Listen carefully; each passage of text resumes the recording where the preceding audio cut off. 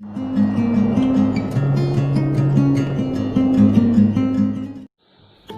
Friends, मैं आज आप लोग के लिए बहुत ही महत्वपूर्ण वीडियो लेके आई हूँ। ज़रा आप ध्यान से देखें। सीखने में अभिप्रेरणा और अवधान की भूमिका पर चर्चा कीजिए।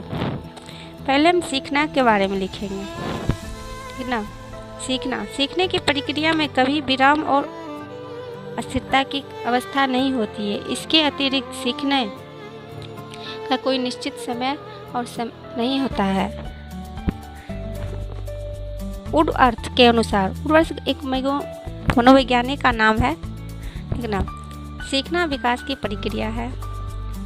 यहाँ आप ध्यान से देखें, बहुत ही आप खुद से समझ भी सकते हैं। हाँ, यहाँ देखिए, यहाँ लिखने के बाद फिर सीखने में अभिप्रेरणा की भूमिका। अभिप्रेरणा की भूमिका के बारे में लिखेंगे।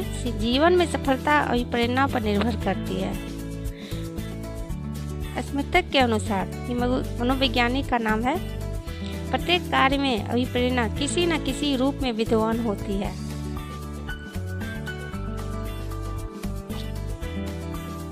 आगे चलते हैं। अभिप्रेरणा को सीखने का हृदय, सीखने की सुनहरी सड़क तथा सीखने के प्रमुख कारक भी कहा जाता है। सभी प्राणी अभिप्रेरणा के वशीभूत होकर भी कार्य करते हैं। अभिप्रेरणा के बिना प्राणी किसी भी प्रकार का व्यवहार नहीं करता है। जैसे आप देखते होंगे, परीक्षा के दिनों में जितने भी विद्यार्थी होते हैं वो दिन रात मेहनत करते रहते हैं कि उन्हें एग्जाम में अच्छे नंबर लाना, उनका यही उद्देश्य होता है। उनको यहाँ तक सही ढंग से ना खेल पाते ना सो पाते हैं। बस उन्हीं के बारे में यहाँ चर्चा किया गया है, उदाहरण दिया गया है। परीक्षा के दिनों में विद्यार्थी दिन रात पढ़ते रहते हैं, उन्हें खाना पीना की सूझ नहीं रहती है, वे खेलते नहीं, सोते नहीं। प्रश्न उठता है कि वो कौन सी चीज़ है जिसके लिए विद्यार्थी इतनी मेहनत करते हैं। वहीं दूसरा पॉइंट है, एक लड़का साइकिल चलाना सीखता है, वो गिरता पड़ता है, चोट खाता है, खून आता है, परंतु इन सब के बावजूद भी वह साइकिल चलाना सीख जाता है। अभिप्रेरणा और अधिगम आपस में घनिष्ठ रूप से संबंधित है। बिना लक्ष्य उद्देश्य के कुछ भी सीखना संभव नहीं है। देख सकते हैं, बहुत ही अच्छा ढंग से लिखा गया है। आप अपने नोटबुक में लिख भी लें, यहाँ तक कोई समझने में परेशानी नहीं भी होगी। आगे चलते हैं। यहाँ देखिए, पहला पॉइंट है, अभिप्रेरणा शिक्षार्थी में सीखने के लिए उत्सुकता पैदा करती है। प्रेरणा व्यक्ति में एक ऐसी ऊर्जा का संचार करती है जो उसे निर्धारित उद्देश्य संबंधित लक्ष्यों को प्राप्त की ओर अग्रसर करती है। दूसरा पॉइंट है, अभिप्रेरणा विद्यार्थियों की सीखने के लिए निरंतर क्रियाशील रखती है। इसका कार्य व्यक्ति की क्रिया विशेष करने की और धकेलना नहीं होता, अपितु अभिप्रेरणा के रूप विद्यार्थी अपनी मानसिक योग्यताओं से कहीं अधिक उपलब्धि प्राप्त करते हैं। इसलिए सीखने के लिए अभिप्रेरणा का होना नितांत आवश्यक है। उसके बाद देखिए, सीखने में अवधान की भूमिका है। अवधान क्या होता है, ठीक ना। अवधान यहाँ देखिए, बहुत अच्छे ढंग से लिखा गया है, वो समझने में कोई परेशानी भी नहीं होगी।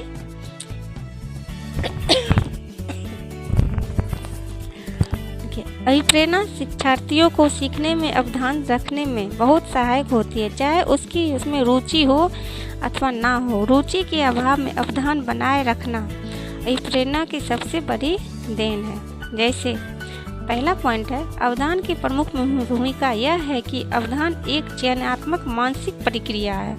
क्या है अवधान? क्या है? एक चयनात्मक मानसिक प्रक्रिया है। वातावरण उपस्थित सभी वस्तुओं की ओर व्यक्ति का ध्यान नहीं जाता है। उसके बाद देखिए, यहाँ सीखने में अवधान की भूमिका इसकी चंचलता है। ध्यान प्रक्रिया इतनी चंचल होती है कि किसी एक वस्तु पर 5 से 6 सेकंड से ज़्यादा समय तक ध्यान नहीं टिक सकता है।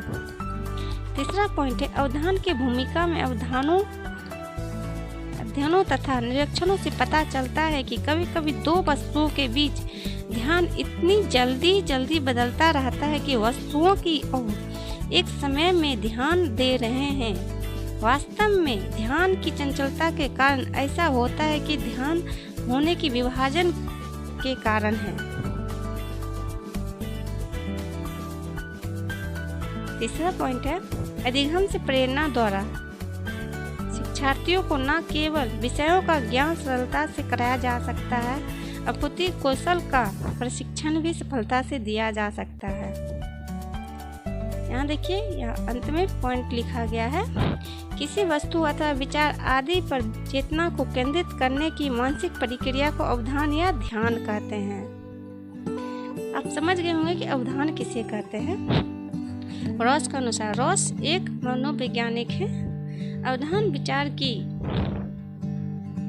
किसी वस्तु को मस्तिष्क के सामने स्पष्ट रूप से उपस्थित करने की प्रक्रिया है। यहाँ डविल भी एक मनोवैज्ञानिक का नाम है कि उन्होंने कहा था, अवधान दूसरी वस्तु की अपेक्षा एक वस्तु पर चेतना का केंद्रीकरण है। अंत में उन्होंने कहा है, सीखने में प्रेरणा का अवधान को अच्छी आदतों के निर्माण एवं वास्तविक अनुशासन की स्थापना में सभी प्रेरणा की अहम भूमिका होती है। देखिए फ्रेंड्स, यहाँ समझने में आपको कोई परेशानी भी नहीं होगी। आप अपने नोटबुक्स में लिख सकते हैं, ध्यान से फिर भी कर लें ताकि आपको एग्जाम में कोई परेशानी नहीं होगी।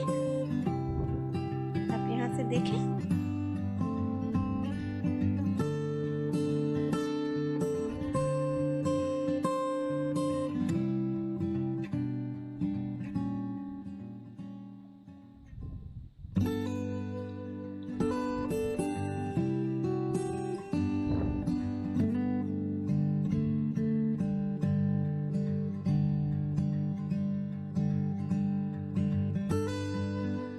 लिखने बहुत ही अच्छे ढंग से है। मैं वीडियो भी बहुत ही स्लो बनाई हूँ ताकि आप फेर भी कर सकें, आपको कहीं कोई परेशानी भी नहीं होगी।